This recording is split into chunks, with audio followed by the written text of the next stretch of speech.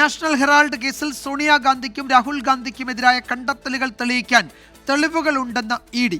Delhi റൌസ് avenue കോടതിയാണ് ഇക്കാര്യം അറിയിച്ചത്. ഇരുവർക്കുമെതിരായ കേസ് നിലനിൽക്കുമെന്നും ഇ.ഡി. വ്യക്തമാക്കുന്നു. വിനീത വി.ജി വിവരങ്ങൾ നൽകും. ഡൽഹിയിൽ നിന്ന് വിനീത, എന്തൊക്കെ കാര്യങ്ങളാണ് ഇ.ഡി. ഇക്കാര്യത്തിൽ കോടതി അറിയിച്ചത്? നേരത്തെ ഇരുവർക്കുമെതിരായ കേസിൽ കോടതി ചില സംശയങ്ങൾ ഇ.ഡിയോട് ചോദിച്ചിരുന്നല്ലോ, അതിനുള്ള മറുപടിയാണോ ഇത്?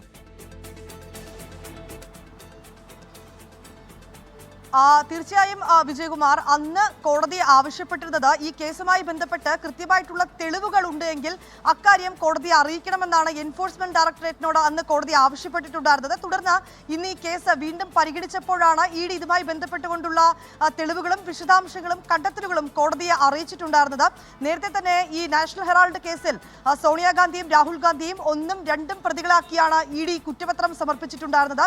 പിന്നാലെ തന്നെ ഇരുവർക്കും നോട്ടീസ് നൽകുന്ന കാര്യവും ഇ.ഡി. കോടതിയിൽ ആവശ്യപ്പെട്ടിട്ടുണ്ടായിരുന്നു. പക്ഷേ അന്ന് ഇ.ഡി. ഇരുവർക്കും നോട്ടീസ് നൽകണമെന്ന കാര്യം കോടതിയിൽ ആവശ്യപ്പെട്ടപ്പോൾ ഈ കുറ്റപത്രം എടുത്തു എന്ന തരത്തിൽ ഒരു നോട്ടീസാണ് കോടതി നൽകിയിട്ടുണ്ടായിരുന്നത്. അതിൽ ഇരുവരും ഹാജരാകുന്ന കാര്യമോ അല്ലെങ്കിൽ അത്തരത്തിലേക്കുള്ള മറ്റ് നടപടിക്രമങ്ങളിലേക്കോ കോടതി പോയിട്ടുണ്ടായിരുന്നില്ല. പകരം ഈ കേസുമായി ബന്ധപ്പെട്ട് ഇ.ഡിയുടെ കണ്ടെത്തലുകൾ വളരെ വിശദമായി കോടതി അറിയിക്കാനും ആവശ്യപ്പെട്ടിട്ടുണ്ടായിരുന്നു. തുടർന്ന് ഇന്ന് ഡൽഹി റോസ് അവന്യൂ കോടതി ഈ കേസ് പരിഗണിക്കുന്ന വേളയിലാണ് ഇരുവർക്കുമെതിരെ കൃത്യമായിട്ടുള്ള കണ്ടെത്തലുകളും തെളിവുകളും ഞങ്ങളുടെ പക്കലുണ്ട് എന്ന് എൻഫോഴ്സ്മെന്റ് ഡയറക്ടറേറ്റ് കോടതിയെ അറിയിച്ചിട്ടുണ്ടായിരുന്നത്.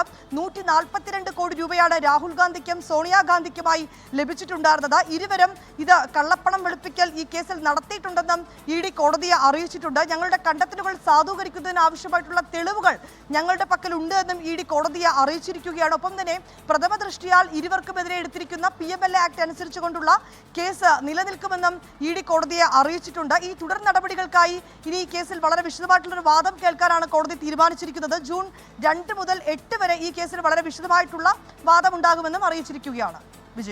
ഡൽഹി റൌസ് അവന്യൂ കോടതിയിലാണ് ഇ.ഡി. നിലപാട് അറിയിച്ചത്. ഇരുവർക്കുമെതിരായ കേസ് നിലനിൽക്കും എന്നാണ് ഇ.ഡി. വിശദീകരിച്ചത്. വിനീത വി.ജിയാണ് വിവരങ്ങൾ നൽകിയത്.